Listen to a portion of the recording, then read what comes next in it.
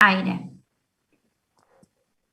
Bueno, buenas tardes a todos, a todas. Estamos hoy para la presentación del libro La Universidad Nacional y Popular de Buenos Aires, el cual reúne una brillante documentación de la experiencia de la reforma universitaria de la izquierda peronista de 1973 a 1974, una experiencia que, en palabras del autor, ha sido muchas veces olvidada, así que hoy tenemos el objetivo de visibilizar esta experiencia y seguramente también el libro nos va a generar muchos aportes para pensar el proyecto político de la universidad pública el día de hoy. Bueno, Sergio Friedemann, el autor del libro, es politólogo y doctor en Ciencias Sociales por la UBA, donde se desempeña también como profesor. Dirige el proyecto PICT, Amplificar el Peronismo en Tiempos de Radicalización, Universitarios, Profesionales e Intelectuales de la Izquierda Peronista de 1955 a 1973. Es investigador del CONICET en la UNIPE, la Universidad Pedagógica Nacional, y es miembro de la Red de Estudios sobre Peronismo y del Programa de Estudios sobre la Universidad Pública. Ernesto Villanueva, nuestro honorable rector, es protagonista de esta experiencia de reforma universitaria que tuvo como eje colocar a la universidad al servicio del pueblo y de la liberación nacional. Luego de esta experiencia estuvo siempre vinculado a pensar y reflexionar sobre la universidad argentina y latinoamericana desde el pensamiento y la acción. También en calidad de comentarista lo tenemos al historiador Julián Dércoli, quien investiga sobre la historia de la Universidad Argentina, es docente y no docente en nuestra casa de estudios y también es un ferviente militante por la universidad pública e inclusiva. Bueno, el orden de los oradores es la siguiente: comienza Ernesto, luego Julián y después tiene su espacio Sergio para comentarnos sobre la presentación del libro. Recuerden que está abierto el chat de Mestiza para quienes quieran dejar sus reflexiones o interrogantes y aprovechen la mesa que tenemos hoy. Bueno, Ernesto. Bueno, buenas tardes, Julián, Sergio, los que están escuchando ahora, los que van a escuchar después.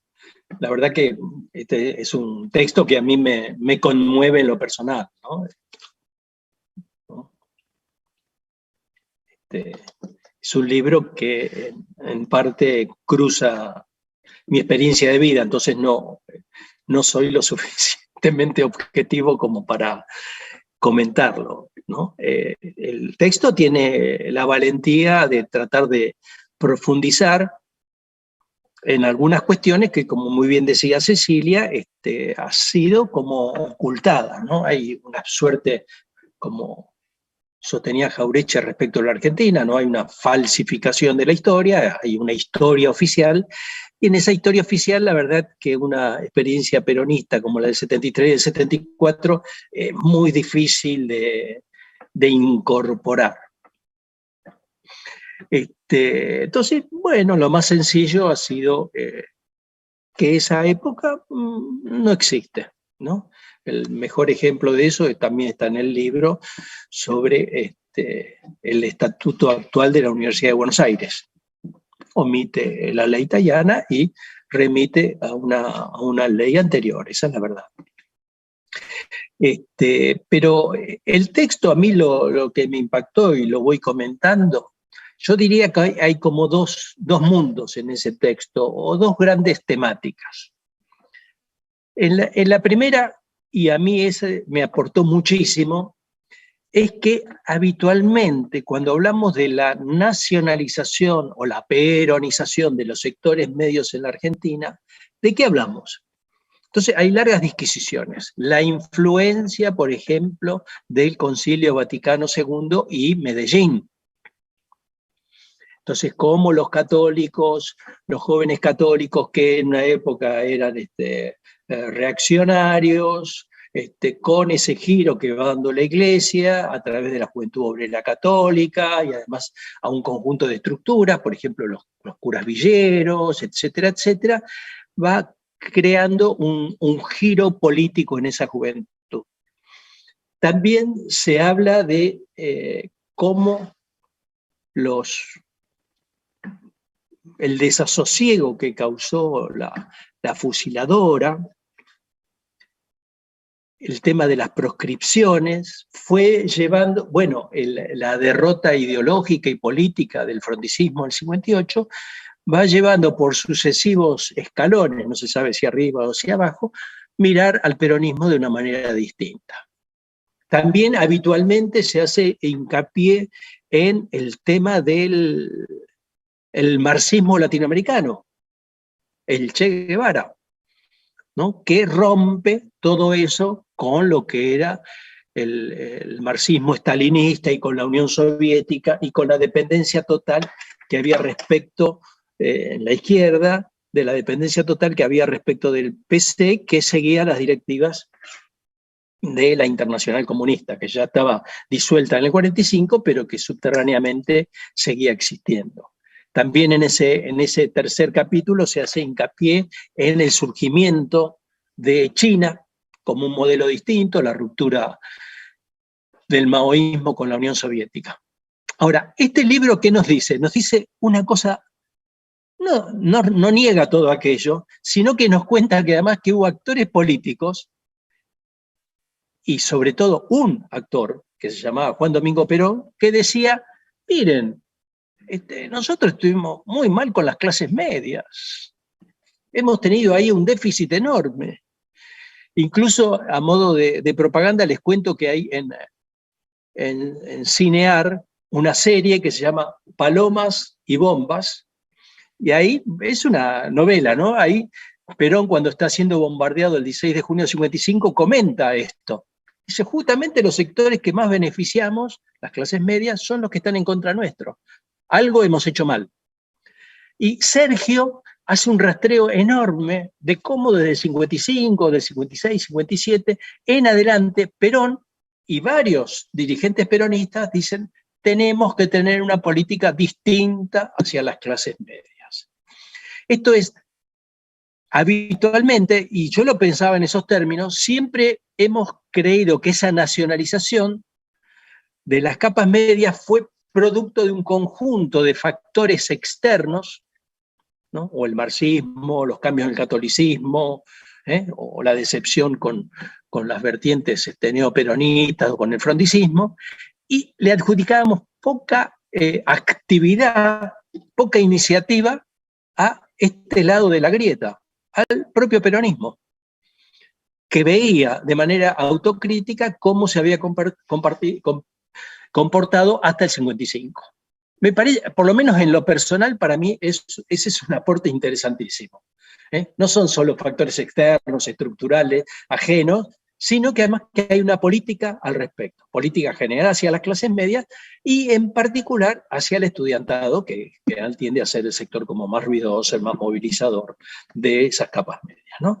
Ahí está Cook, pero no solo Cook, ¿no? Ahí está la entrevista de Perón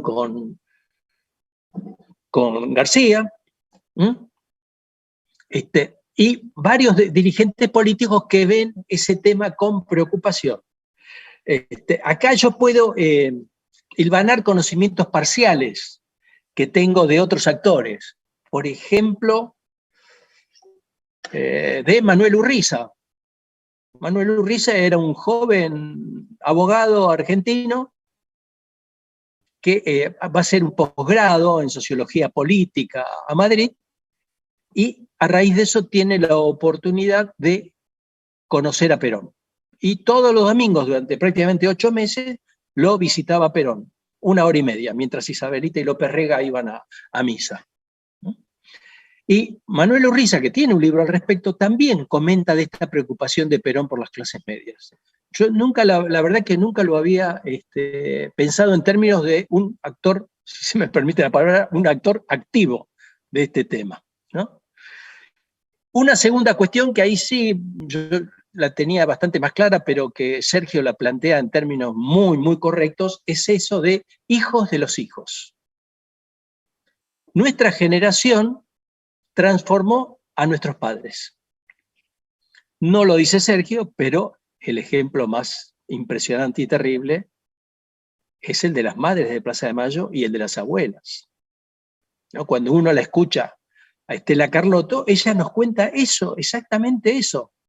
Cómo pensó ella en el 55 y cómo la experiencia de su hija le cambió la cabeza. Eso ocurrió con muchísimos dirigentes, ahí Sergio lo cuenta, ¿no? Videgain con su hija Gloria, en parte Tayana Padre respecto a su hijo, menos, porque Tayana Padre era muy politizado.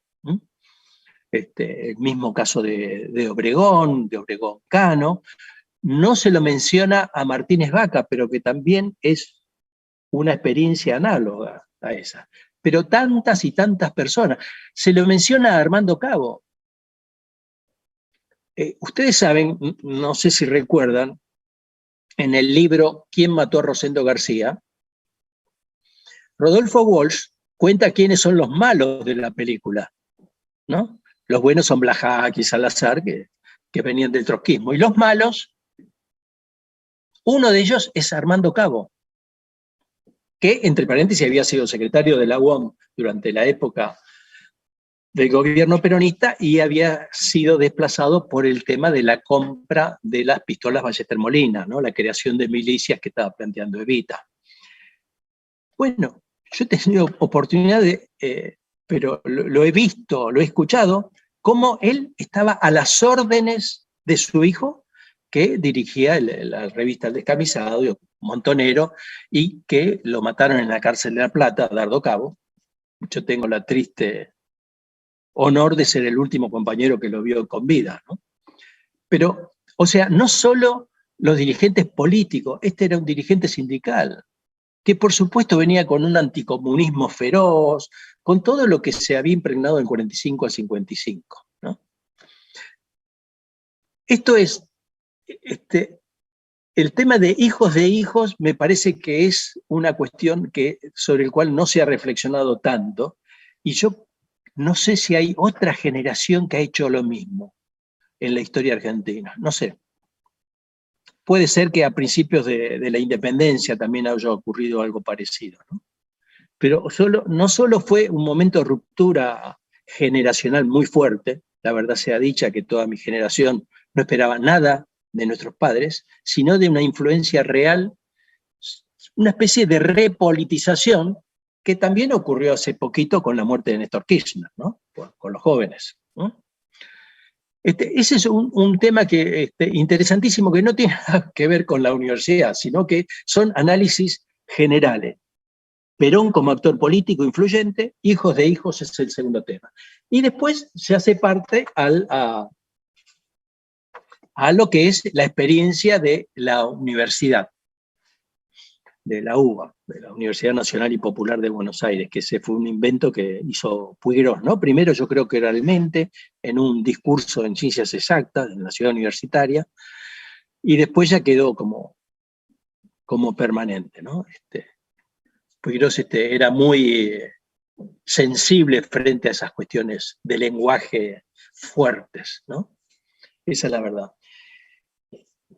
En todo el texto ese que va, no recuerdo de qué capítulo va la parte ya de la universidad en adelante, yo creo que hay una cosita que falta, que es hacer más hincapié en que nosotros pensábamos la universidad en términos de cooperación con un proceso revolucionario que ya estaba llegando. Esto es, debíamos hacer todo muy rápido. Muy bien, señala Sergio que en realidad no hubo mucho interés de parte de lo que era nuestro sector, y digo nuestro sector, el sector hegemonizado por los montoneros. A mí eso de la izquierda peronista, la verdad, que no me gusta, y no comparto lo que dice Sergio al respecto. Nuestro sector había despreciado los cargos parlamentarios. En parte por todo lo que nosotros pensábamos en aquel entonces de la democracia, ¿no? Hay un texto muy lindo de una historiadora de la Universidad del Centro, no recuerdo el nombre, donde cuenta qué significó la democracia, la palabra democracia entre el 55 y el 70. Los demócratas eran como los que hoy hablan de ser los republicanos. Alguien hablaba de democracia y uno sabía que eran antidemócratas, que eran antiperonistas, que podían explicar todo para mostrar cómo había que proscribir al peronismo. Entonces, en parte por eso, en parte porque, bueno, las instituciones parlamentarias, ¿para qué sirven?, etcétera, etcétera. Pero, digámoslo sinceramente, además porque no teníamos cuadros para llenar esos lugares. ¿No? En general, toda esa experiencia está hecha por gente muy joven, muy, muy joven. ¿No? Si le agregamos esa ruptura generacional,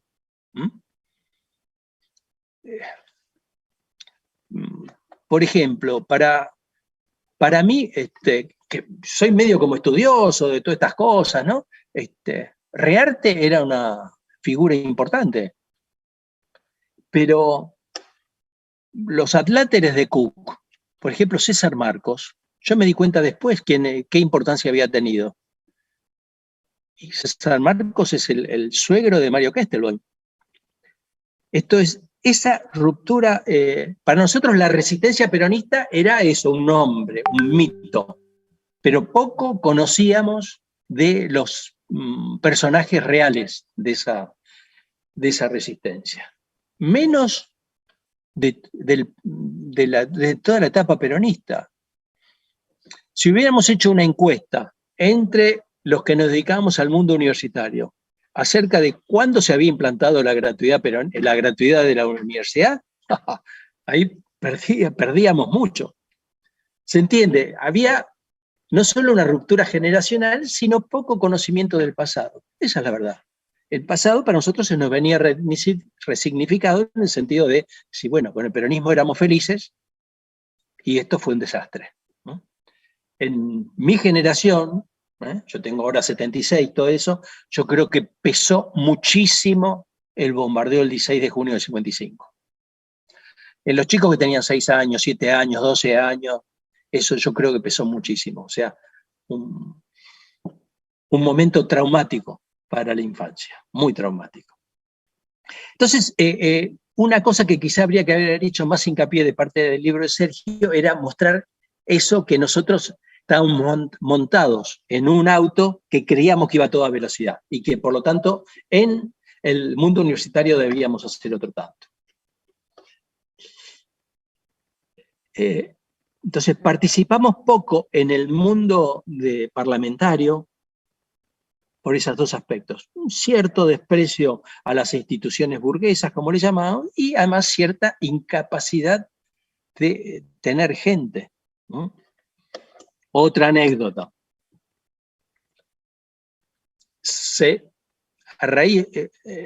A fines del 72 quiere hacer el Congreso del Peronismo de la provincia de Buenos Aires, y ahí hay tiros al enviado de Perón, que era Díaz Vialet, lo sacan a patadas, él era rengo, le rompen el bastón, etc. Y se pone como candidatos para la gobernación a Anchorena y otro dirigente de Lagón que no recuerdo el nombre. Que entre paréntesis, que Anchorena años después fue vecino mío, ¿no? Que eso era realmente la derecha peronista, ¿no? Anchorena incluso era más nacionalista que peronista. Perón interviene el Partido Justicialista de la provincia de Buenos Aires y la custodia de las listas de candidatos está a cargo nuestro. ¿Ustedes creen que a alguien se le ha ocurrido, por ejemplo, poner un concejal por distrito nuestro? Diputados provinciales. No, nada. No le dábamos demasiada importancia al tema. Y esto mismo que estoy diciendo respecto al Parlamento incide muchísimo en la designación de autoridades universitarias. Sergio rastrea los nombres de varios de los decanos y muestra que había una cantidad decanos ligados con el Consejo Tecnológico, que dirigía Rolando García, y eso tiene que ver también con la edad nuestra. Nosotros teníamos pocos profesores universitarios, el nuestro era un movimiento básicamente estudiantil. Entonces, bueno, ahí hay algunas inexactitudes en el libro de Sergio respecto de fulanito, de sutanito, que eso es más para conversar, ¿no? También, por ejemplo, en la composición de las agrupaciones estudiantiles, bueno, pues eso es de acuerdo con las fuentes que uno va observando, ¿no? Hay movimientos muy fuertes de unas corrientes a otras, en fin. Eso depende, ya digo, de a quienes uno va consultando. Por lo menos yo he encontrado varias de cosas en las que yo no concuerdo de que hayan ocurrido de esa manera. Después, una cosa yo quisiera decir en defensa propia, porque por ahí Sergio me entrevista y me dice, bueno, y no sé qué digo, y entonces él comenta, bueno, no hay que tomar al pie de la letra lo que dice Villanueva. Pero después, en las páginas siguientes, me tomo al pie de la letra, totalmente. Porque yo lo que digo es, estábamos todos con Freire, y de ahí se deducía en gran parte las transformaciones de curriculares que queríamos hacer. Entonces él dice, bueno, y entonces empieza a contar, y en realidad cuenta que eran bastante pareciditos todos los planes de estudio, de carreras muy disímiles. Aquí hago un paréntesis, una lástima que no se haya profundizado en la transformación de la carrera de administración económicas. Porque la carrera de administración es de las más insensibles a este tipo de transformaciones, y sin embargo también se hizo. Hoy, por ejemplo, le señalaba a nuestro responsable del área de medicina en la Universidad Jauretche lo que planteábamos como las premisas para el trabajo en la carrera de medicina, y me dice, nosotros hacemos lo mismo. Esto es un tema que después voy a señalar. Hay bastante continuidad, bastante continuidad en lo que hoy es el discurso universitario dominante entre aquello y esto. Bastante. Bueno, entonces, pero eso era simplemente una polémica con Sergio, que hay que tomarme al pie de la letra, no es que no hay que tomarme al pie de la letra. Al pasar dice que hay planes de estudio más tecnocráticos, más participativos, pero después no lo fundamenta, no lo ejemplifica, que sería interesante, por ejemplo, encontrar, no sé, una polémica entre los que hicieron el plan de derecho y los que hicieron el plan de administración, como decía. Quizá en odontología puede ser que haya quedado más atrasado el tema, pero en las demás carreras, por ejemplo, las cosas que se hacían en veterinaria, bueno, este es otro logro importantísimo del libro de Sergio, ¿no? Ha hecho un rastreo de medidas de las distintas facultades enorme. Yo me enteré recién ahora de un montón de cosas que se habían hecho que no tenía la menor idea de que habían ocurrido. Y todo eso fue más o menos en un año, esa es la verdad, porque, por ejemplo, hay institutos, ¿no? Hay Sergio habla de Higuera, ¿no? Instituto de Estudios de Realidad Argentina, que prácticamente no tuvo una existencia real, era más bien una declaración de propósitos que no pudo desarrollarse, ¿no? Pero es imposible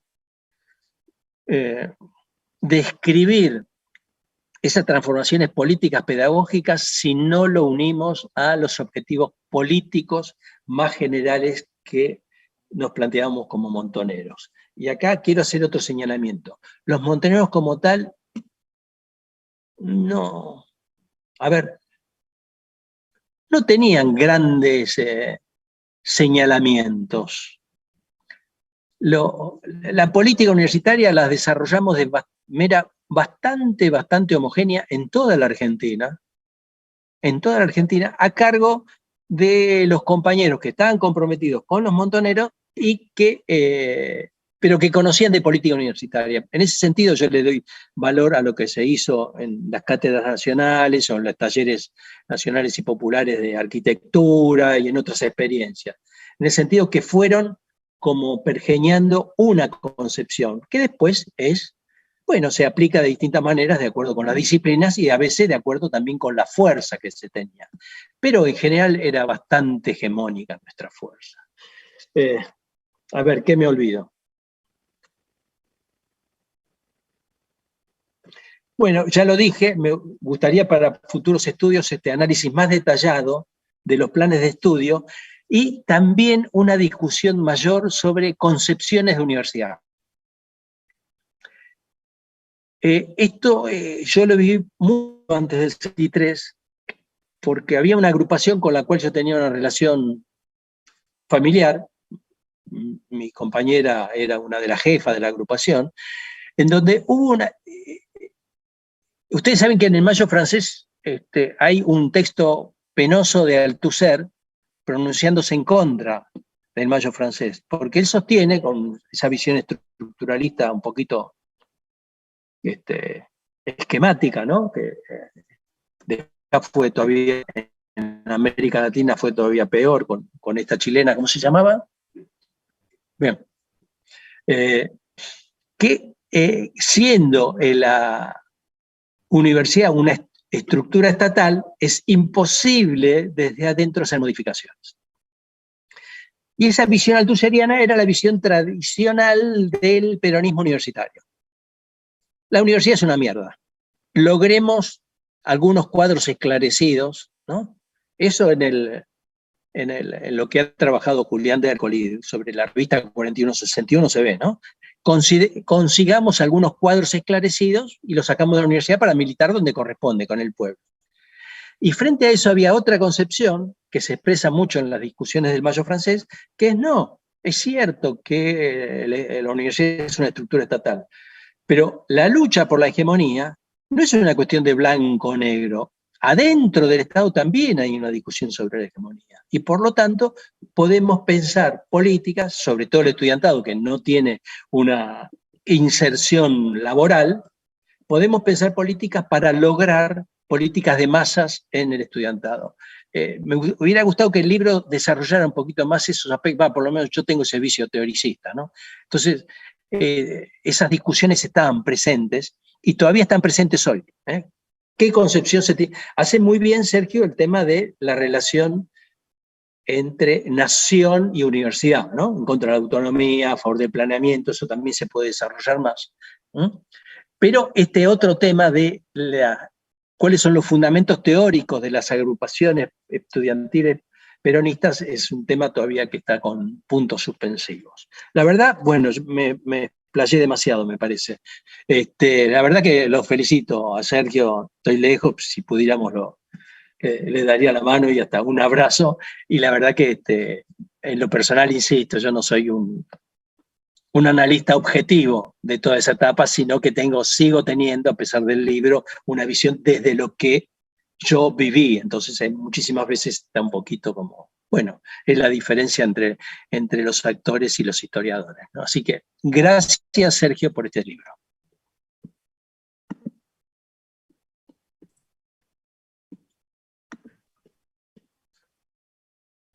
Bueno, continúo después de los comentarios de Ernesto. Bueno, yo por mi parte también quiero felicitar a Sergio, agradecerle la oportunidad de leer el libro y también un ejemplar que gentilmente va a quedar para nuestra biblioteca de allá de la Jaureche, junto también con otro libro que hemos presentado de Nicolás, también un amigo que estudia estos temas hace un tiempo. Así que, bueno, nada, gracias Sergio, felicitaciones por la publicación. A mí me gustaría comentar algunos aspectos del libro que tienen que ver por ahí con su estructura y por ahí con algunas sensaciones o cuestiones que me dejaron, que me interesaron muchísimo. Bueno, arranquemos. En términos más objetivos, el libro tiene como dos momentos. Uno podría decir por un lado, la discusión sobre los orígenes, o lo que Sergio llama el proceso de configuración del proyecto universitario, y después el momento de institucionalización, ¿no? De esa institucionalización que él llama como un proceso de reforma inconclusa, que como decía Ernesto, estamos viendo, el proceso de institucionalización tiene algo menos de un año, ¿no? Entonces es muy difícil pensar una política estatal en tan corto tiempo, pero al mismo tiempo, como bien rastrea Sergio, hay al menos una década o casi 2 décadas de un proceso de configuración de actores, que a su vez a mí me encantó la forma en que Sergio lo describe, porque los registros son muy diversos y eso hace que la lectura sea como muy amena. Porque por un lado están trayectorias de agrupaciones, por otro lado está una trayectoria individual, por otro lado hay análisis del pensamiento de tipos como Arregui, como Jauretche, por otro lado está esta parte que Sergio le agregó, o que sí, que entiendo le agregaste ahora al momento de hacerlo libro, que fue lo que Ernesto comentaba sobre la correspondencia de Perón y la planificación o el planeamiento de esa peronización de las clases medias o ese intento de acercamiento. Entonces, ahí hay como diferentes registros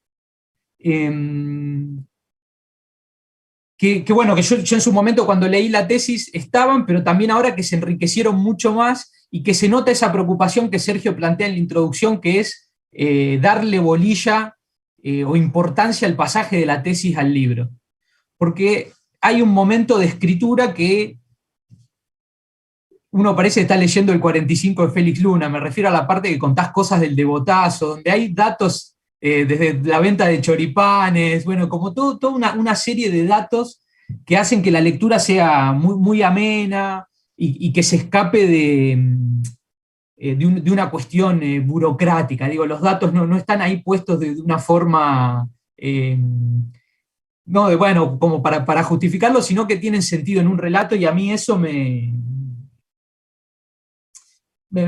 gustó, me pareció interesante y me pareció un abordaje que contiene diversos registros para pensar en el fondo una cuestión que es la historia de la universidad y el proceso de institucionalización o del proceso de reforma inconclusa de la izquierda peronista, que fue este proyecto de Universidad Nacional y Popular. Y ahí hago otra, ¿cómo se dice esto? Otra valoración del libro, que es que para mí el libro es un libro que describe algo más que la historia de la universidad. Digo, me parece que el libro nos cuenta la historia de los sectores medios, y en particular de los sectores medios vinculados a la universidad y al campo intelectual o a la intelectualidad y las discusiones en torno al pensamiento, al quehacer,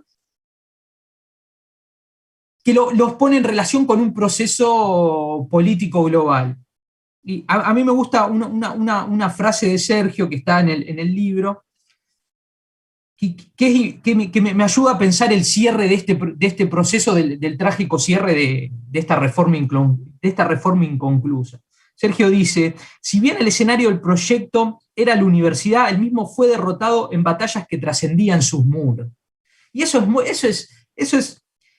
es genial, porque la historia de la universidad nos está hablando de la historia de nuestro país, que es algo a lo cual por lo general no se está acostumbrado a pensar la historia de la universidad, que suele pensársela como la historia de los modelos de la universidad, como si eso fuera hechos aislados o como si fueran medidas tecnocráticas. Y acá, bueno, Sergio con esta frase que pone, creo que en el epílogo, ¿no?, nos permite pensar cómo este proyecto, que tenía como escenario la universidad, fue derrotado afuera de la universidad. Por lo tanto, la historia de la universidad y la historia de nuestro país, de nuestra región, digo, no pueden pensarse por fuera, ¿no? La historia de la universidad y la historia política, si bien por ahí es algo de perogrullo, digo, esto es muy claro, en esta experiencia que estudia Sergio es muy clara.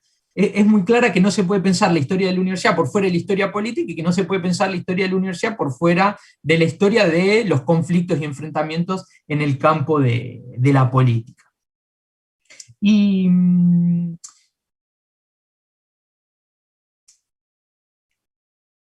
si yo decía que este libro es un libro de algo más de historia, algo más que historia de la universidad, porque nos repone cuestiones del campo intelectual, porque nos repone un conjunto de discusiones propias de este actor que Sergio llama la izquierda peronista, también, y a mí me pareció muy sugerente estas perspectivas de Sergio, es un libro que reactualiza la historia de los años 60 y 70 desde una perspectiva muy particular. Sergio lo hace tanto en la introducción como en el epílogo. Él cuenta un poco cómo llega al tema, por qué le interesa y cómo se fue gestando el libro, porque el libro en realidad aparecía al principio de sus preocupaciones, y después vino la beca, la postdoc, la carrera de investigador, bueno, ¿no? Como el libro aparecía, la historia esta a él se le presentaba antes de todo lo que pasó en Argentina, porque, bueno, como Sergio dice, bueno, esto en realidad empezó un poco en el 2001, cuando yo estaba como acercándome a la universidad, entrando a la universidad. Y ahí me resulta muy interesante, y es algo de lo que lo mencionó también Ernesto, que es sobre la relación entre presente y pasado. Es decir, el libro de Sergio recupera la historia de los años 60 y 70, no a partir, o no exclusivamente desde el eje de la violencia política, ni desde el eje de la cuestión del final trágico de este proceso, que fue, digamos, la dictadura cívico-militar del 76, sino que recupera los procesos de transformación institucional que esa juventud peronizada, radicalizada, había intentado transformar, como decía Ernesto, en la vorágine de lo que se creía una revolución inminente. Y ahí lo que uno encuentra es que existían un conjunto de ideas bastante craneadas, ¿no? Que por ahí en la vorágine, ¿no? Ahí dicen, en un momento dicen, un año transformaron 25 planes de estudio, no sé, nosotros ahora transformar un plan de estudio, ¿cuánto lleva? ¿No? Y bueno, es cierto que había algo de la inminencia y de la emergencia, pero había algo también de que se venía pensando sobre la universidad y sobre la relación entre qué hacer con la universidad desde el peronismo, que venía de antes, o que venía de los 60 y que se venía conformando en grupos estudiantiles, que se venía conformando en revistas, que se venía conformando en intelectuales, y como propone Sergio, que el propio Perón venía pensando qué hacer con las clases medias y qué hacer con la relación del populismo con las clases medias, o de un gobierno popular con las clases medias. Entonces, ahí hay algo muy interesante, que es, bueno, cómo el presente nos puede iluminar zonas del pasado que se habían bloqueado. Y ahí, cuando Sergio dice, fíjense cómo esto se da en la política pública, pues Alfonsín, al pensar una ley universitaria, no aparece la ley Tayana, que es la última ley votada en democracia.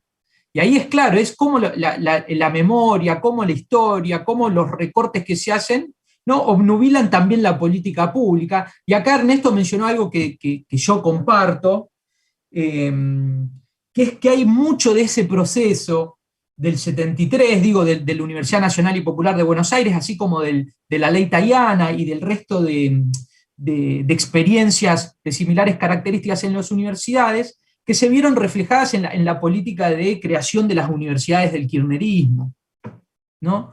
Ideas de cómo pensar la relación entre la universidad y el desarrollo, de cómo pensar la inclusión de los sectores postergados. Todo un conjunto de ideas que me parece que estaban ahí, en esta experiencia que, bueno, que Sergio documenta, que Sergio reconstruye, y que es muy interesante, otra cuestión más, que es la picardía de llamarle reforma de llamarle reforma, ¿no? a una política universitaria del peronismo, ¿no? Siento que el significante reforma suele estar de la mano, ¿no? de la tradición reformista y del radicalismo. Y ahí, bueno, ahí es interesante, a mí me interesa mucho y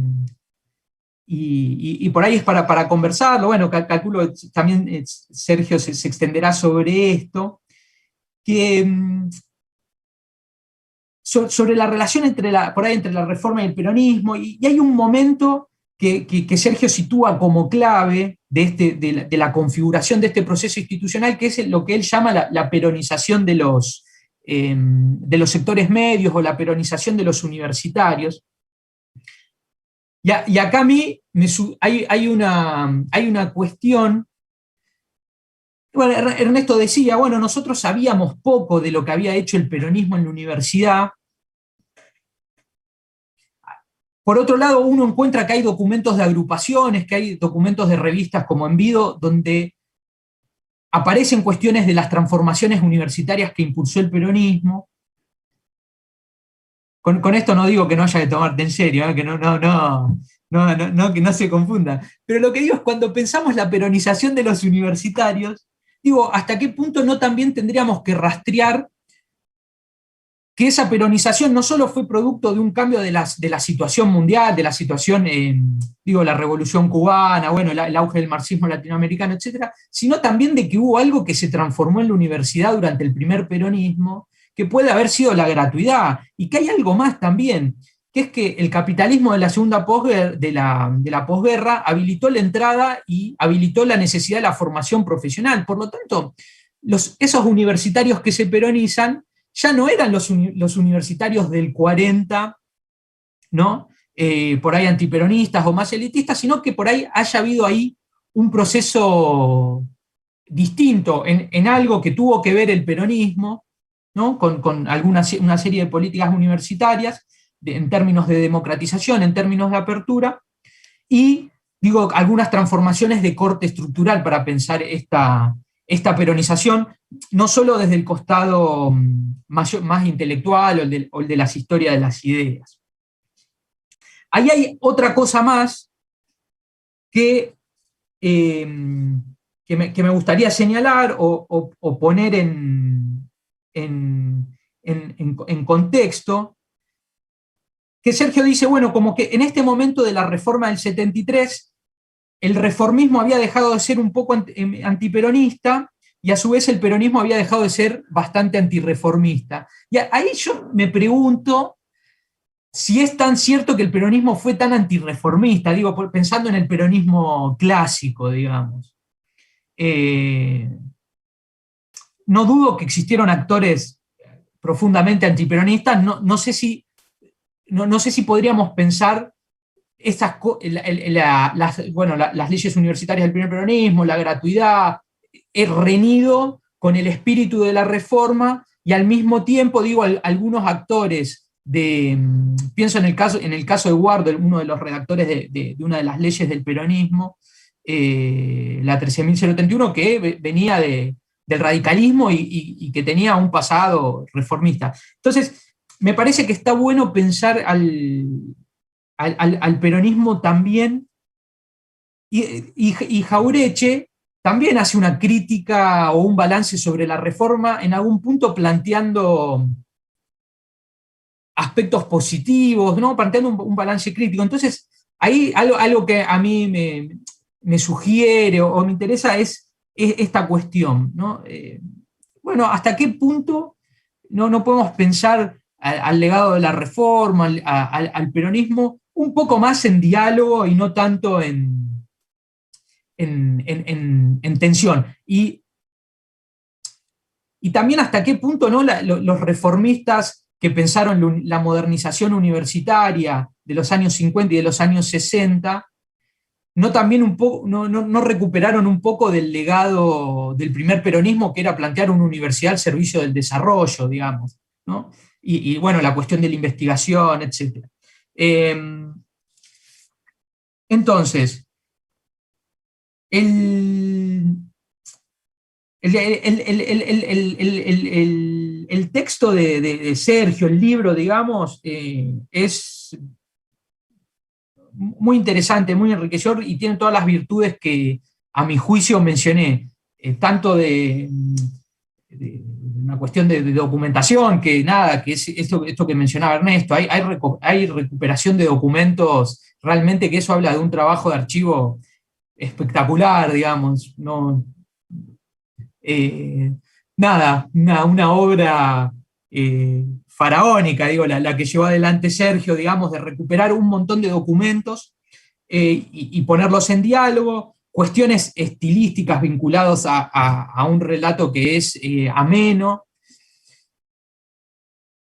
Una última cuestión que señalaba, que a mí me pareció interesante, que es cómo Sergio nos introduce en la historia argentina de los 60 y los 70 a partir de la historia de la universidad, que nos corre de las ideas de los estudios parcelados y específicos que suelen abundar en el campo académico, ¿no? Y todos esos son cosas muy interesantes, y a su vez, creo, y por último, es el aporte de recuperar esta experiencia para pensar las políticas universitarias de nuestro presente. O cuánto de la experiencia de las nuevas universidades, que ya no son tan nuevas, ya tienen 10, 11 años, cuánto de esas nuevas universidades no tienen tal vez, o de los proyectos de estas nuevas universidades, no hay un hilo invisible que las conecta con aquella experiencia. No es tan invisible, o a veces es un poco menos visible, o otras veces más visible, pero hay algo de las ideas, hay algo del proyecto, hay algo de las preocupaciones que para mí las ponen en diálogo con esa experiencia, que nos permite pensar, bueno, a ver si, no sé si fue una reforma inconclusa, tal vez fue una reforma detenida en el tiempo, digamos, o que hoy se está recuperando, ¿no? Para ponerle un prematura. marco. ¿Cómo? Prematura. Claro, no, o pensar que los esfuerzos no caen, no todos los esfuerzos que se hacen no caen en una bolsa agujereada donde las cosas, sino que quedan no en el recuerdo de los pueblos, en los estados, en las naciones, y que bueno, también, no sé si a la espera de que alguien las lea, como ¿no? Las cartas, decía, las cartas que uno arroja al mar, pero sí que las cosas no quedan olvidadas y bueno, están ahí para ser recuperadas, tanto en términos académicos y más, digamos, de lo que este libro nos aporta, así como la experiencia que por suerte nuestro pueblo atravesó, ¿no? De ese proceso de reparación entre 2003 y 2015 y al que hoy volvemos a asistir con ciertas expectativas, digamos, y con expectativa, no, perdón, con esperanza. Así que bueno, felicitaciones, Sergio, y gracias por la oportunidad de comentarlo acá en La Jaureche, digamos. Bueno, muchísimas gracias. Gracias a la universidad, a Ernesto, a Julián por las lecturas tan atentas, tan minuciosas, a Cecilia por la presentación, a la carrera de Trabajo Social. Y para mí es una presentación muy especial, digamos, por muchos motivos, ¿no? Bueno, ni hablar porque es mi primer libro y esta es la primera presentación de mi primer libro, pero también porque en La Jaureche yo trabajé 2 o 3 años, me encariñé, me siento un poco parte de esta universidad. Y también es especial la presentación por la presencia y los comentarios de Ernesto, digamos, que fue uno de mis primeros entrevistados. Es protagonista, sin dudas, de la historia que quiero contar en el libro. Con lo cual, bueno, siempre a los protagonistas nunca les gusta todo, ¿no? Lo que uno pone en el libro. Si me decía que le había gustado todo, no sé si le creía. Pero bueno, además, la trayectoria de Ernesto, además de ser un protagonista de la Universidad Arturo Jaureche, bueno, la Jaureche tiene mucho que ver, creo yo, como recién insinuaba Julián, con la Universidad del 73. Yo no hablo de las universidades de hoy en el libro, pero sí creo que, o por lo menos apuesto a que el libro pueda servir para pensar algunos problemas, desafíos, proyectos universitarios en este siglo XXI, ¿no? Digo, para eso sirve la historia en general, ¿no? Para pensar el presente, el futuro, construir mejor nuestras identidades, entender un poco mejor quiénes somos. Y la verdad es que, bueno, la lectura de tanto de Ernesto como de Julián dieron creo yo, con casi todos los puntos que yo quería tocar hoy, así que fue una lectura para mí muy acertada. Efectivamente, tuve la intención de contar esta historia para un público más amplio que el de las tesis doctorales. Entonces, sí, la cocina de este libro tiene que ver con eso. Es como una traducción, se podría decir, de la tesis doctoral. Pero también, como notó Julián, incorpora elementos de nuevas investigaciones que estuve realizando a partir de ese momento, como es este trabajo con la correspondencia de Perón, que estas nuevas investigaciones me ayudaron a escribir los primeros capítulos de la tesis, del libro, perdón. Fue difícil, digamos, el desafío de intentar una escritura más amena y menos rígida, porque tampoco quería abandonar las discusiones que se pueden dar al interior de un campo de estudios, ni la rigurosidad, y también que sirva el libro como puntapié para futuras investigaciones. El libro sí busca contar una historia que es la reforma universitaria del 73, impulsada por lo que yo llamo la izquierda peronista, en el marco del regreso del peronismo al gobierno. Un proyecto de transformación universitaria que fue interrumpido, fue derrotado, podríamos decir, en ese momento. 1 año y 4 meses duró, ¿no? Después, con una nueva intervención bajo el gobierno de Isabel Perón, se interrumpe este proceso de transformación universitaria. Pero es cierto que el libro tal vez no, fue mi intención que sea una puerta de entrada también a el estudio de las transformaciones del peronismo en los años 60 y los procesos que se fueron mencionando y que ahora también voy a decir algo. Ahí está centralmente la universidad y la política totalmente imbricadas. Es un trabajo que creo que cruza, digamos, el campo de estudios sobre la universidad con la historia del peronismo, la historia reciente, la historia política de nuestro país en los años 60 y 70, porque no se comprende, como decía Ernesto, el proyecto universitario sin considerar los avatares de la política en estos peculiares años 60 y 70. Pero por otro lado, esto nos debería llevar a la idea, que a veces es bastante corriente, de que no había un proyecto de universidad o que la lógica de la política de alguna forma contaminaba, ¿no?, la esfera intelectual o académica, como si esta no tuviera nada que ver con aquella. ¿No? Desde algunas miradas pareciera que no había una propuesta o no había un conjunto de propuestas coherentes de políticas universitarias, y yo encontré que sí, digamos, no necesariamente un conjunto homogéneo, un proyecto puro, lo cual nunca existe, no es posible, pero sí ciertas ideas que se conjugaron en un proyecto de transformación universitaria. Entonces, lo universitario y lo político no como campos autónomos, sino totalmente enlazados.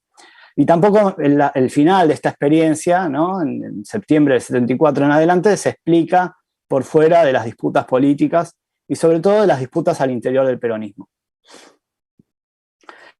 Entonces, bueno, el libro tiene 12 capítulos en los que, como decía Julián y como también marcaba Ernesto con nuestras palabras, se pueden diferenciar 2 momentos, ¿no?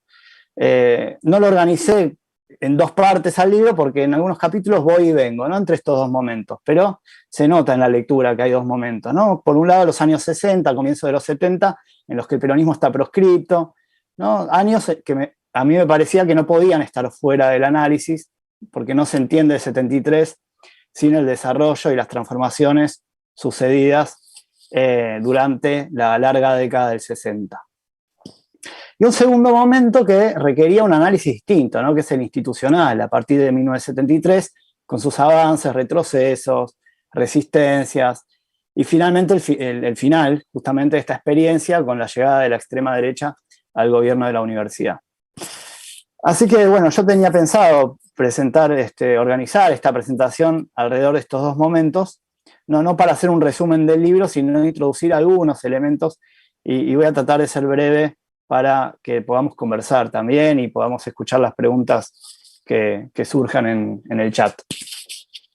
No, bueno, en cuanto al primer momento, ¿no?, el de los años 60, me interesó entonces dar cuenta de este conjunto de transformaciones que afectaron al peronismo y a la universidad, pero que también afectaron a la sociedad en general, al mundo.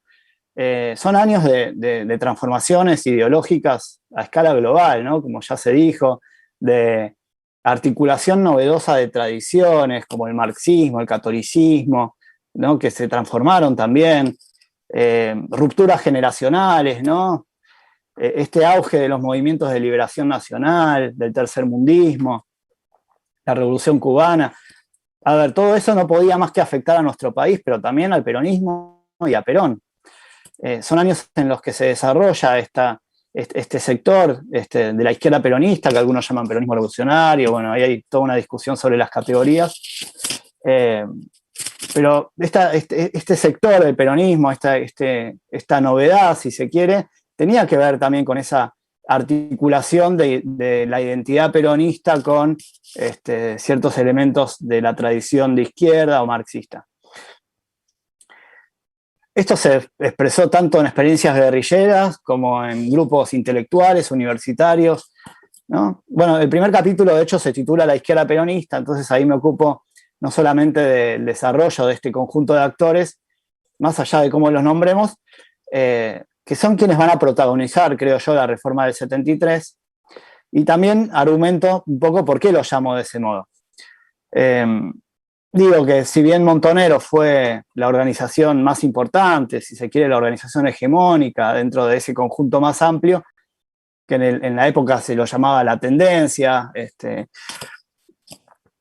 digo, los actores que participaron de esta experiencia no eran necesariamente montoneros, pero en todo caso podían adherir a ciertos lineamientos, a ciertas miradas sobre lo que el peronismo había sido y lo que el peronismo tenía que ser, ¿no?, la consigna de la patria socialista.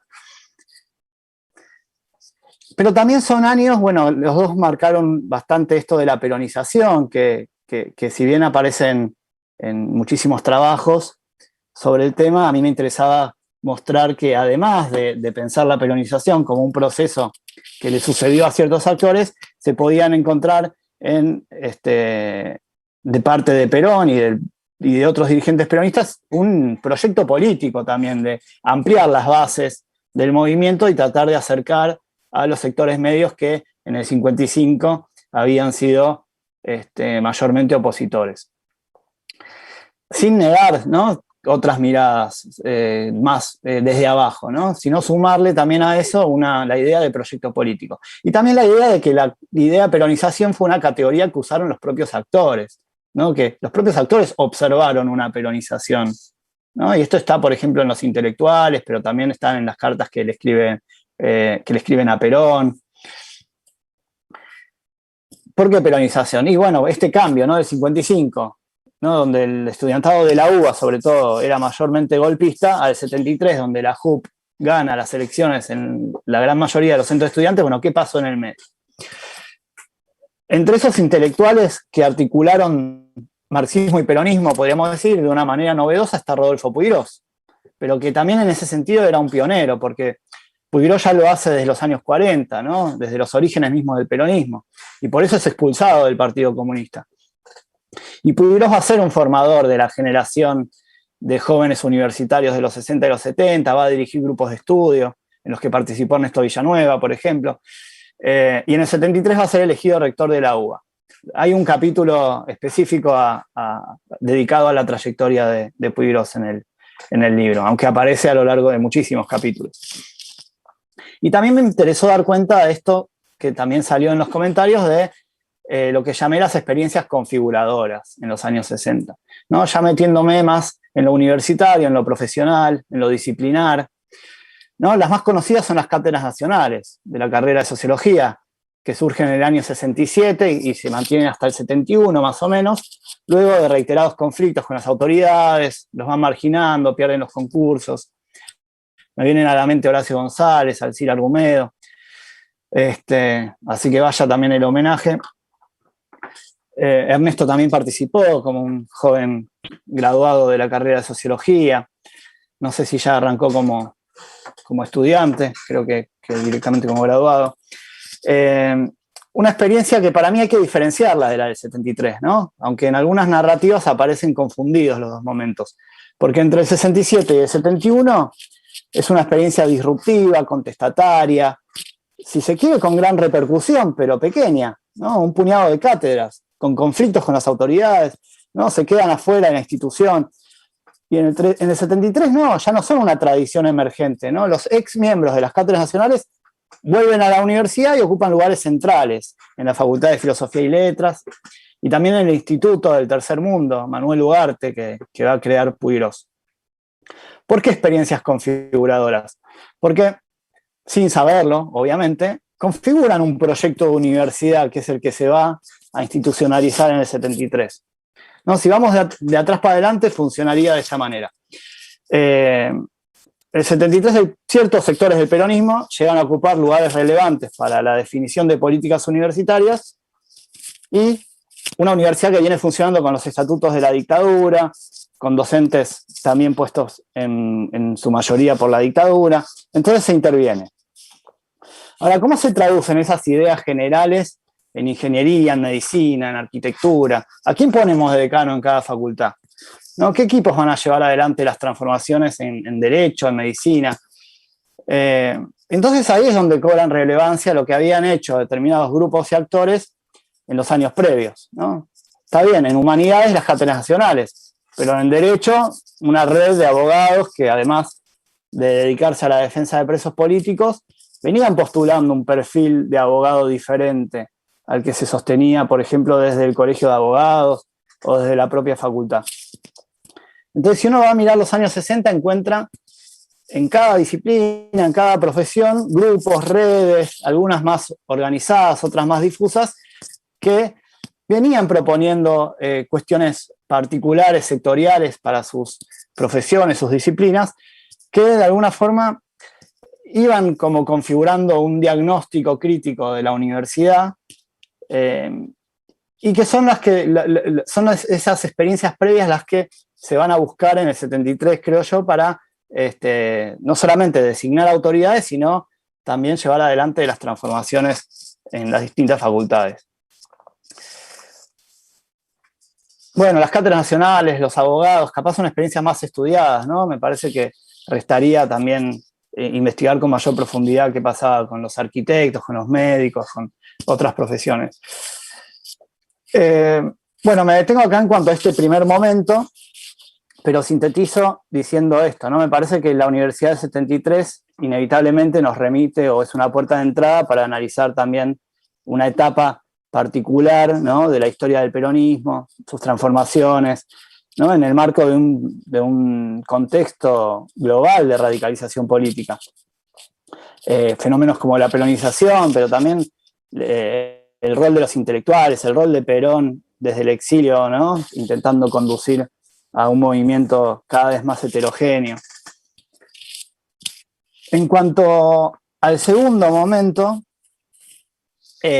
o sea, el que se abre con el retorno del peronismo al gobierno, que sería una etapa de institucionalización, como marcaba Julián, primero es una intervención universitaria, ¿no? Yo creo que es una reforma, a ver, la categoría de reforma, sí, un poco de picardía puede ser, y otro poco de una categoría analítica muy utilizada en los estudios sobre universidad o sobre educación, donde se utiliza mucho la categoría de reforma educativa y también de reforma universitaria. Yo creo que es una reforma universitaria en términos analíticos, una transformación integral del sistema, aunque para los actores no era una reforma lo que se estaba viviendo, sino, como decía Ernesto, una revolución educativa y cultural, ¿no? Aparece mucho en las fuentes. Bueno, ahí, a ver, yo creo que es una reforma también porque es una reforma del sistema universitario, no es algo que sucedió en la UBA como algo aislado. Está bien, habría que estudiar caso por caso. Yo creo que cuando yo empecé a investigar este tema, me sorprendió que había más estudios sobre algunas universidades del interior que sobre la UBA. ¿no? Sobre el 73. Me pregunto si son como más propensas a pensarse a sí mismas, las universidades más chicas que capaz la UBA. Pero nada, me parece que se podría hacer un estudio comparado, ver con más detalle de las otras universidades, pero es una reforma de todo el sistema. Ahí hay un tema que lo cuento, que fue una decisión difícil, que fue elegir la UBA como escala de análisis, porque claro, la UBA es una universidad enorme. Esas 11 facultades que tenía la UBA en ese momento pueden ser estudiadas cada una por separado, o incluso podríamos decir que hay que estudiar carrera por carrera. Por eso cuando Ernesto decía que no, ¿por qué no me metí con administración? En realidad yo no me metí con ningún plan de estudios. Yo mencioné todas las reformas de los planes de estudio y que alguien los estudie. Me parece que los planes de estudio hay que analizarlos todavía, que están archivados, están guardados en cajas, en papeles amarillentos, porque ¿qué pasó? Se anularon el mismo año en que fueron aprobados. Entonces quedaron en el olvido, pero yo creo que cada plan de estudios, cada carrera, cada facultad tiene atrás un montón de historias, un montón de conflictos, disputas propias de sus disciplinas, que sería muy bueno que se puedan analizar también. Entonces yo decidí igual estudiar toda la UBA con una mirada general, porque no había estudios sobre la UBA en el 73 cuando yo empecé. Y también descubrí que mirando las resoluciones del Consejo Superior de la UBA, yo podía acceder a un pantallazo sobre lo que sucedía en las diferentes facultades. Seguramente que es un pantallazo parcial y que faltan un montón de cosas, ¿no? Pero las facultades elevaban a la UBA las reformas más importantes. Algunas seguramente no las llegaron a elevar, algunas seguramente no las elevaron nunca y las llevaron adelante desde las facultades. Por eso sería, me parece muy importante un estudio por facultades. Bueno, el 73 entonces, un decreto de intervención. Menos de un año más tarde ya se aprueba una ley universitaria. Julián decía, ¿cuánto tardamos en reformar un plan de estudio? Y una ley universitaria, la ley Tayana, ¿no? Se la conoció como la ley Tayana por el ministro de Educación, Jorge Tayana. A eso le debía seguir una reforma de los estatutos, el llamado a elecciones, etc. Bueno, ese proceso de normalización que marcaba la ley fue interrumpido. Pero también se modifican los planes de estudio en ese momento, se crean institutos, centros. Yo lo que hice en el plano de la investigación fue organizar las transformaciones que observé en 3 dimensiones, ¿no? Que yo creo que pueden llegar a ser útiles para pensar también otros procesos de reforma o otros proyectos universitarios. Una, la del sujeto de la educación universitaria. 2, la propuesta político-pedagógica. Y en tercer lugar, el sentido de la formación y la producción de conocimientos, ¿no? Que implicaba una relación novedosa de la universidad con su exterior, lo que a veces se llama extensión. No voy a decir muy breve algo sobre estas 3 dimensiones. No sé cómo estamos de tiempo. Bueno, estamos bien, Sergio, es tu momento. Bueno, bárbaro. Primero la pregunta por el sujeto de la educación universitaria, ¿no? Donde ahí entra la cuestión del derecho a la educación, ¿no? Y sin dudas el tema del ingreso, pero también de la permanencia, las becas, las guarderías. A ver, lo que hay que entender también desde hoy es que en ese momento, o sea, la universidad previa, la pesada herencia del 73, era una universidad con exámenes, con cupos, ¿no? Y además los años 70, 71 habían sido de fuertes movilizaciones estudiantiles por el ingreso irrestricto. Está bien, cada facultad tenía ahí autonomía para regular el ingreso y en algunos lugares era más restrictiva que en otras. Se duplicó la cantidad de ingresantes por año a la UBA, si uno compara el 72 con el 74. ¿No? De 20.000 ingresantes pasaron a 40.000.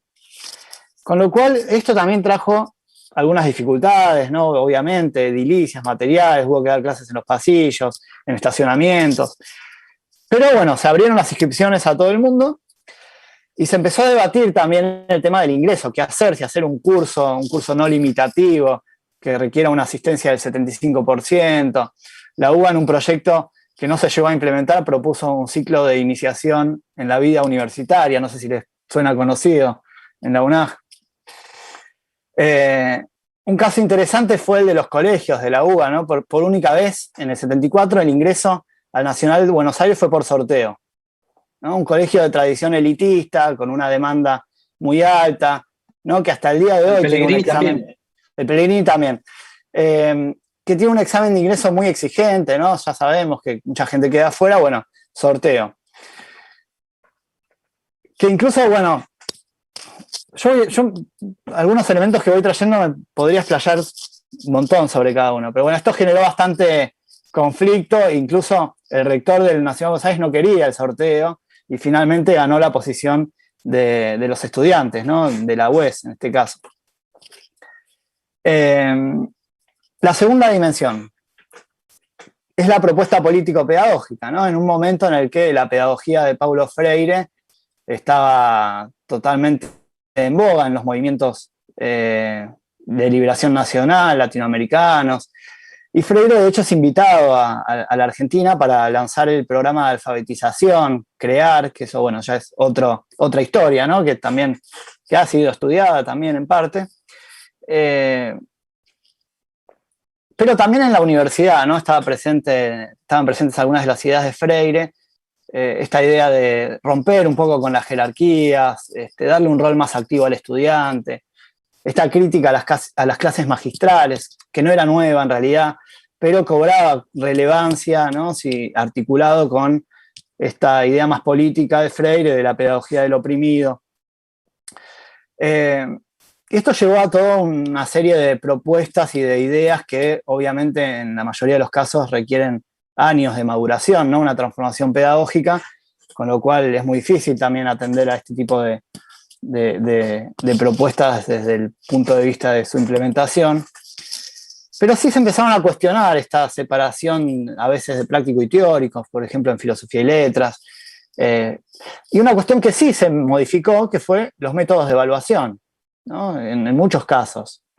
Exámenes grupales o por equipos, que también despertó bastante críticas, o autoevaluaciones estudiantiles, o mesas de exámenes que incluían a estudiantes y docentes, ¿no? Entre quienes iban a poner la nota. Que todo esto tenía que ver con darle un rol más activo al estudiante, ¿no? Y después el contenido, ¿no? Los planes de estudio, ya dijimos, y la incorporación de materias introductorias, seminarios, ¿no? A cargo de docentes que acompañaban este proyecto de universidad o que provenían de estas redes, de estos grupos disciplinares, cátedras que capaz adherían a estos lineamientos, docentes nombrados en esta etapa, pero también otras cátedras que siguieron funcionando más o menos como siempre. También hubo muchas cesantías a docentes nombrados en la etapa anterior y se incorporó a docentes cesanteados entre el 55 y el 73. Entonces, al haber un cambio en el cuerpo docente, esto inevitablemente también redundaba en una modificación en el contenido. Y bueno, como decía antes, una mirada por arriba de los planes de estudio me permitió ver algunos elementos en común, pero no analicé ningún plan de estudio en particular. Y esos elementos de continuidad que uno observa tienen que ver con un mayor contenido histórico, político, social, ¿no? Una línea política clara también, no se hablaba de pluralismo en ese entonces.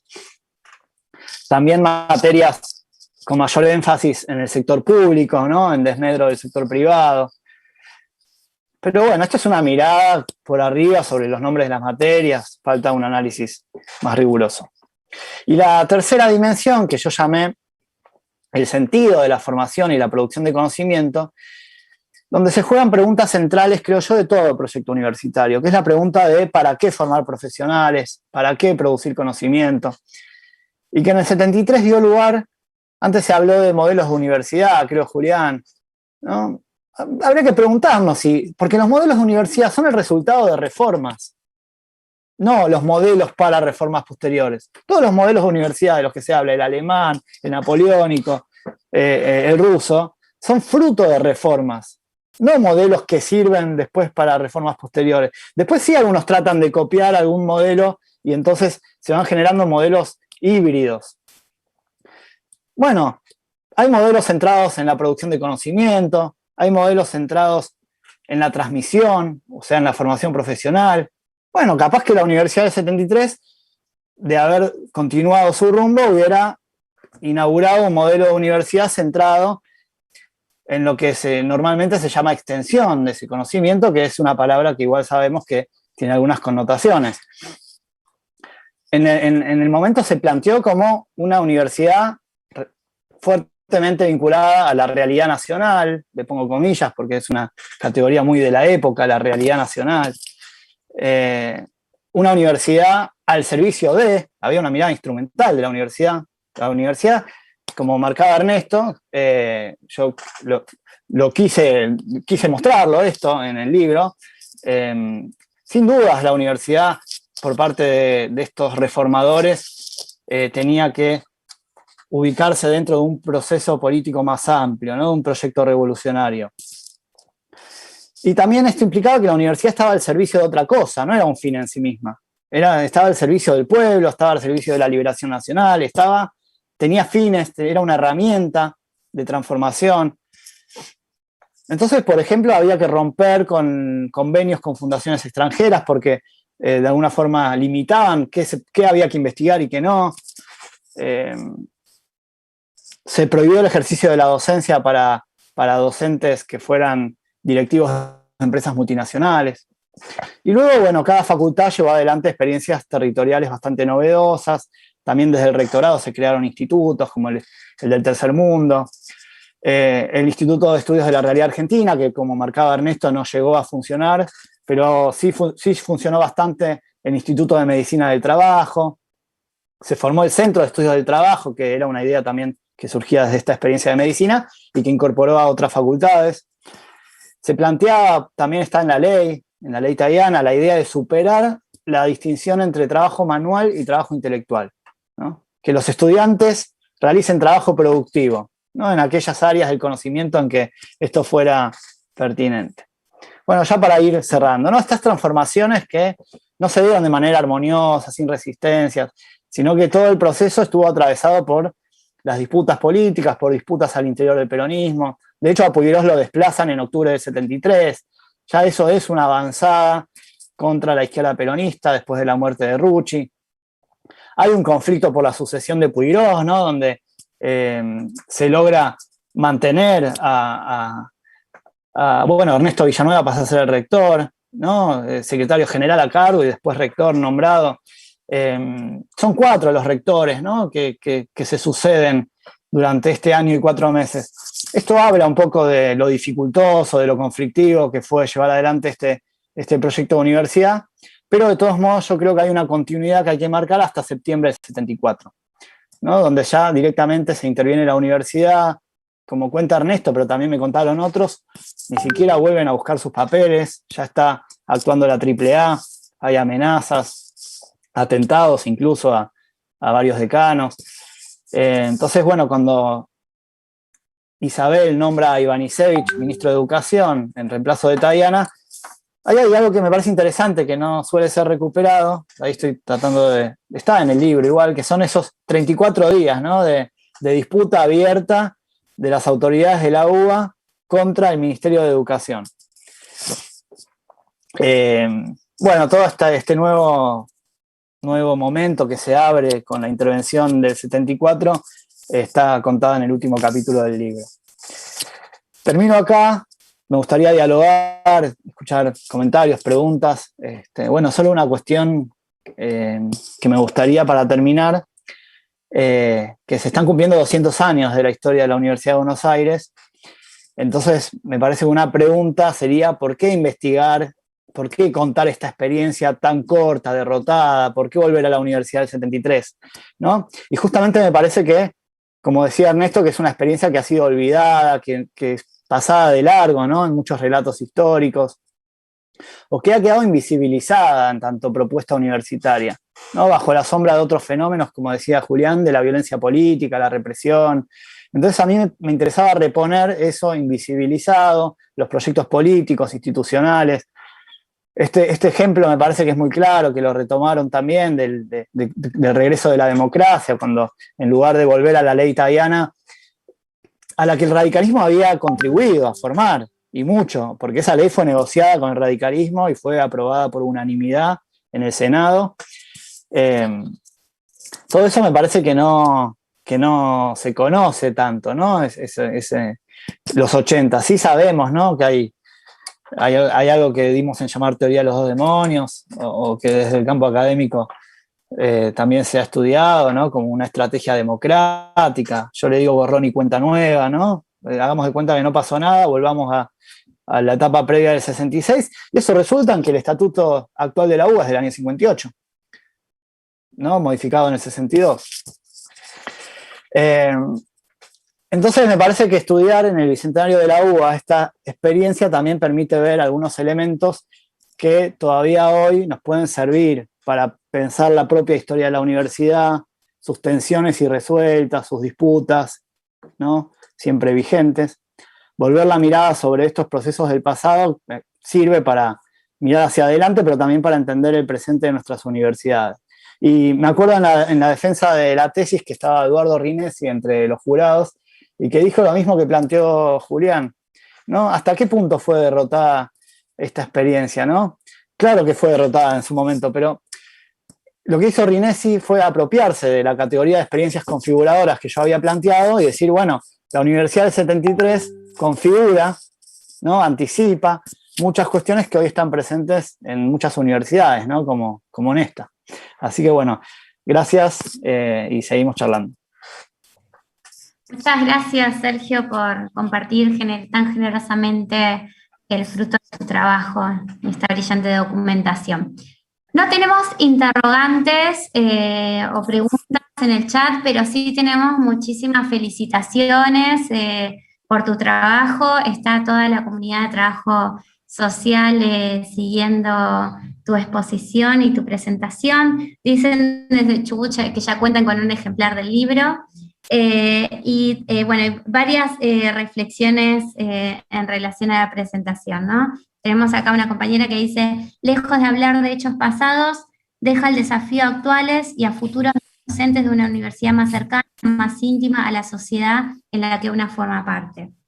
No sé si Julián y Ernesto, perdón, aparte de la comunidad de la carrera, tenemos presente también a nuestros compañeros y compañeras no docentes que también día a día construyen la universidad más inclusiva y bueno, toda la comunidad académica acá presente en la presentación. No sé si Julián y Ernesto tienen alguna interrogante, alguna reflexión que hacer final o le damos lugar al cierre. O vos mismo, Sergio, si te quedaste con ganas de comentar algo. Yo puedo decir algunas cositas, agregando al texto de Sergio. Por un lado, para los que estábamos en la universidad en aquel entonces, desde octubre del 73, sabíamos que nos querían echar. O sea, desde octubre del 73, en realidad todo fue táctica, por decirlo así. El ejemplo más fuerte es el tema que estás diciendo vos sobre el sorteo para el Buenos Aires. Pero esa era una cuestión que me favorecía a mí en lo personal, que es lo siguiente. Yo era el secretario general a cargo del rectorado. No tenía autoridad para reformar el sistema de ingreso o plan de estudio. Y lo hice adrede, firmé. El tema va a la justicia y entonces Tayana se ve obligado a designarme rector en noviembre. Ahora, eso de la táctica después de octubre hasta que casi un año después, porque eso es septiembre del año siguiente, nos lleva a un drama en nuestra concepción. Una contradicción total en nuestra concepción, que es, siempre hemos planteado que la universidad tiene que acompañar los procesos que lleva adelante el Estado Nacional, con sus especificidades, pero acompañarla. Y la verdad que nosotros no acompañábamos. Y entonces eso también nos produce una crisis interna, que no se reflejó tanto, sí en personas con la decisión de la lealtad, pero una crisis interna en cuanto a los ritmos de cambio y los sentidos que tenía, ¿no? O sea, al igual de lo que hizo Lenin y Trotsky, ¿no? Cuando toman el poder en el 17, ustedes vieron que las primeras leyes son de transcribir el marxismo en leyes. Muchas de esas cosas que sacamos nosotros tenían un carácter meramente testimonial. Porque sabíamos que había que prolongar la situación, pero nada más. Incluso les digo más, desde la conducción de los montoneros se nos planteó más de una vez, sobre todo a cargo de Horacio Mendizábal, que no fuéramos directamente. Y la verdad que los que estábamos adentro nos pensamos que era como una especie de abandono de un conjunto de cosas que tenían muchísimo, muchísimo valor, ¿no? Eso como testimonio, digamos. Otra cuestión que también testimonial, mientras hablaba, recordaba, hace unos días, increíblemente tomé contacto con una señora, le comenté ya a Julián, que tuvo una entrevista, más de una entrevista, que estuvo mucho tiempo con Perón en el 65, 1965. Y en ese momento él le dice a ella que Puiggrós debía ser el rector en caso de que hubiera el gobierno. Yo eso no lo tenía absolutamente para nada claro. Después, otro tema, Sergio, que vos mencionás, bueno, en la tensión entre una universidad que haga más hincapié en la vinculación o una universidad que haga más hincapié en la investigación. En futuros estudios creo que habría que relacionar más la UBA con Ciencia y Técnica. El secretario de Ciencia y Técnica de aquel entonces era Julio Olivera, y la mano derecha de Julio Olivera era Marta Svatetz, una econometrista que después estuvo exilada años, con la cual armamos un grupo de investigación para el conjunto de la universidad, con ideas, a mi juicio, que no solo tenían que ver con el desarrollo tecnológico, con la transferencia, sino con ciencia básica. Y asimismo hay que pensar la relación de las intenciones de la fábrica de medicamentos, que tuvo una pequeña existencia, con el conocimiento, digamos, que estaba por detrás. Me parece que más bien no era tanto ciencia básica versus ciencia aplicada o vinculación versus ciencia, sino más bien de dónde, muy maoísta eso, ¿no? De dónde surgen las ideas, de dónde deben surgir. Que, entre paréntesis, y siempre insisto mucho en eso, el discurso políticamente correcto hoy, en el 2021, en el mundo de las universidades, es muy tributario de lo que se planteó en aquel entonces. Ningún rector hoy, sea radical, peronista, diría que, por ejemplo, que las investigaciones tienen que ser totalmente libres y que no hay que establecer un sistema de prioridades. Nadie. Puede ser que lo crea, pero el discurso políticamente correcto es decir que sí, que tiene que haber prioridades y que esas prioridades tienen que deducirse de las necesidades de la Argentina. A nadie se le ocurriría, aunque después lo hagan, que esas ideas tienen que venir de los grandes centros de financiamiento mundial. Eso en investigación. En el tema de vinculación, lo mismo. Cuando uno va a la REC-SUNY, que es la red del CIN dedicado a extensión universitaria, bueno, estas ideas que vos señalás en el texto, en el libro, son ideas moderadas frente a muchas de las concepciones que uno escucha en esa red. Esto es, no sé a través de qué mecanismo, ahí lo dirán los historiadores, ¿no? Si hay una corriente subterránea de pensamiento. En realidad no es una corriente subterránea. Si aquella experiencia abortó, no fue porque fracasó, sino por elementos más macro. Y esa experiencia ha quedado. Esa es la verdad. Otra cosita. Vos decís que hay más posibilidades o que hay más estudios de universidades del interior sobre sí mismas que en la UBA. Eso tiene que ver también con la historia de estas universidades, ¿no?